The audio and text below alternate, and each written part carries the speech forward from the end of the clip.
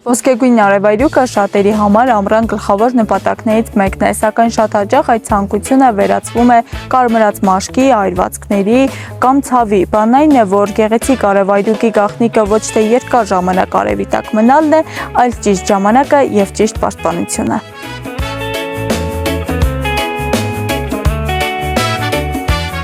Ամառային շոգ օրերին շատերն են ժամերով մնում լողափերում կամ բաց տարածքներում, ցանկանալով հնարավորինս արագ ձեռք բերել գեղեցիկ արևայրուկ, սակայն մասնագետները հիշեցնում են, արևի ճառագայթները կարող են ոչ միայն գեղեցիկ երանգ հաղորդել մաշկին, այլև լուրջ վնաս հասցնել առողջությանը, եթե անտեսվեն անվտանգության կանոնները։ Հիվանդությունների վերահսկման և կանխարգելման ազգային կենտրոնը խորհուրդ է տալիս արևայրուկը ստանալ աստիճանաբար։ Առաջին օրերին արևի ուղիղ ճառագայթների տակ պետք է մնալ ընդամենը 15-ից 20 րոպե, այնուհետև ժամանակը կարելի է աստիճանաբար ավելացնել։ Անվտանգ արևայրուկի կարևոր նախապայմաններից է նաև արևապաշտպան միջոցների օգտագործումը։ Խորհուրդ է տրվում ընտրել առնվազն SPF 30 պաշտպանությամբ քսուկներ, դրանք օգտագործել արևի տակ դուրս գալուց 15-ից 20 րոպե առաջ և թարմացնել յուրաքանչյուր 2 ժամը մեկ, ինչպես նաև ամեն անգամ լողալուց հետո։ Շոգ եղանակին անհրաժեշտ է նաև բավարար քանակությամբ ջուր խմել, քանի որ օրգանիզմն արևի ազդեցության տակ արագ է կորցնում հեղուկը։ Գլխարկն ու արևային ակնոցը ևս կարևոր պաշտպանիչ միջոցներ են, նույնիսկ եթե նպատակը գեղեցիկ արևայրուկ ստանալն է։ Եթե մաշկը սկսում է կարմրել կամ այրոցի զգացում է առաջանում, մասնագետները խորհուրդ են տալիս